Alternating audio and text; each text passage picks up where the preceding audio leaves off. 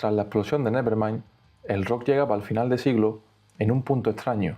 El fenómeno Nirvana llevó el sonido basado en guitarra a encabezar las listas de éxito. Corrían los tiempos del máximo de ventas históricas de la industria discográfica. La plenitud del formato físico venía contrarrestada por la calidad de la música en ese momento. En América resplandecía la edad de oro del pop de gran consumo, gracias a las boy bands, y la música soportada por guitarra se apoyaba en el post-grunge y el nu metal. En el Reino Unido, el Britpop perdía fuerza, con sus dos actores principales pasando a otras cosas. El hip hop estaba en su época de desarrollo, y todavía no estaría preparado para tomar el relevo como lo haría más adelante. Las guitarras quedaban en segundo plano, y la música era invadida por nuevas sonoridades. El siglo estaba a punto de cambiar, y con él también lo harían las corrientes musicales. Con el nuevo milenio llegaban los Strokes.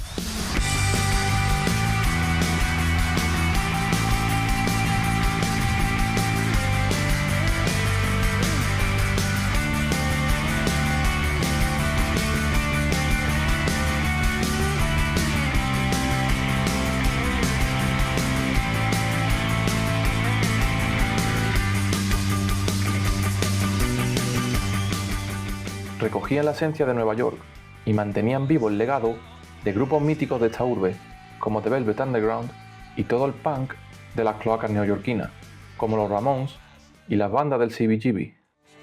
Los Strokes reinterpretaban la música de raíces clásicas, rescatando la herencia rockera americana y convirtiendo lo antiguo en actual.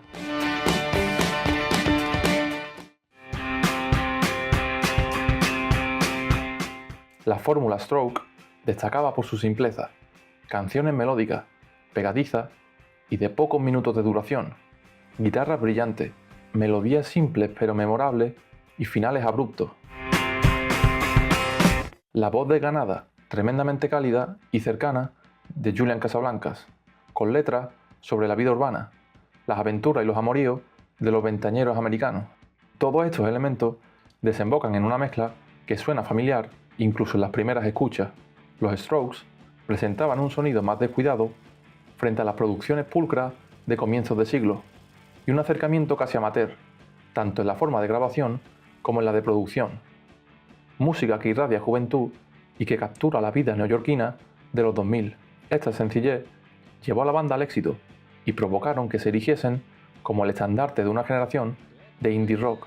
Muchas bandas no sonarían así si no fuera por los Strokes, que contribuyeron a sembrar el germen del rock en la juventud. Por su actitud, sus looks y su sonido, fueron vistos por la prensa como los salvadores del rock. Especialmente, las publicaciones británicas los ensalzaron como estrellas, etiqueta que pesaría en la banda y que sumaría presión a la hora de grabar sus futuros trabajos. A pesar de ser nombrados como los salvadores del rock, los Strokes tampoco estaban haciendo algo que no estuvieran haciendo sus contemporáneos, incluso antes que ellos, pero su visibilidad catapultó el estilo y fomentó la creación de bandas de este género, porque al final no importa tanto el que lo hace antes, sino el que lo hace mejor y en el momento adecuado. Gracias a esta exposición, consiguieron inspirar a muchos grupos, que recogieron el testigo del rock y dieron visibilidad discográfica a actos diferentes. The White Stripes se postulan como una banda importantísima en el cambio de siglo, con gran éxito en el mainstream y una excepcional acogida por parte del público y la crítica.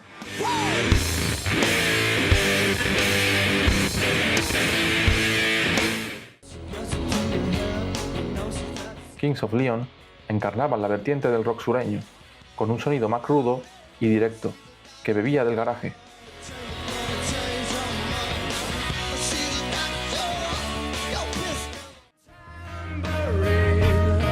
The Killers también serían fuertemente inspirados por los Strokes. Su primer álbum es una joya del indie rock.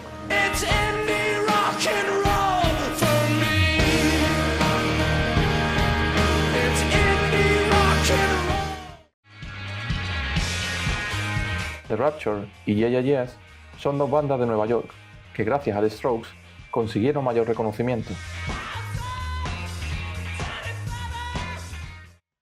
Dos acercamientos más personales al rock del nuevo siglo.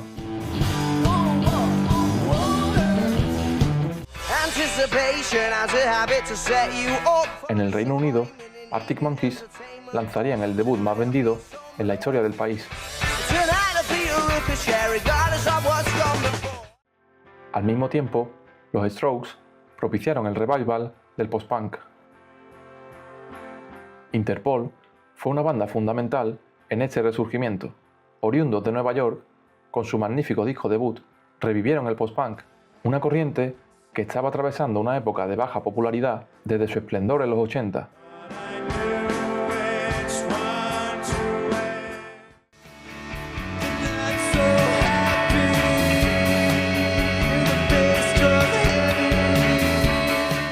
El primer álbum de The Steels aunaba las influencias del post-punk con el indie del nuevo siglo.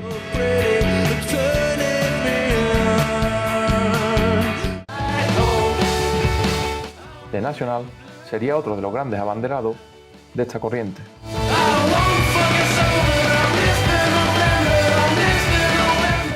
Gracias a los Strokes y los grupos de su generación, el rock volvió a vivir una nueva edad de oro, su mayor época de esplendor en tiempos recientes, y un fervor que recordaba a tiempos pasados.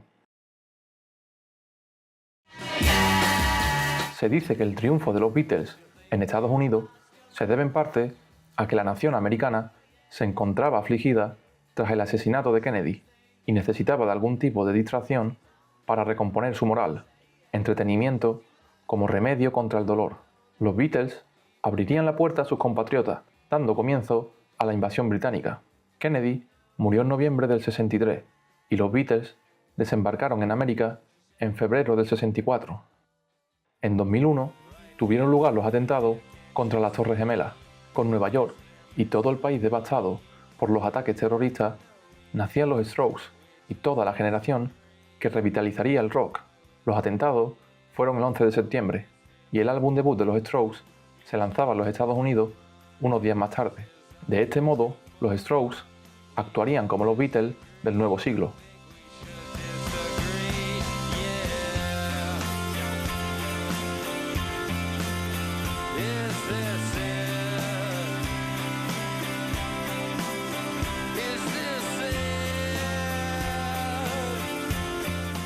Los Strokes no solo eran americanos, sino que eran de Nueva York, la megalópoli que regurgita contenido a nivel mundial.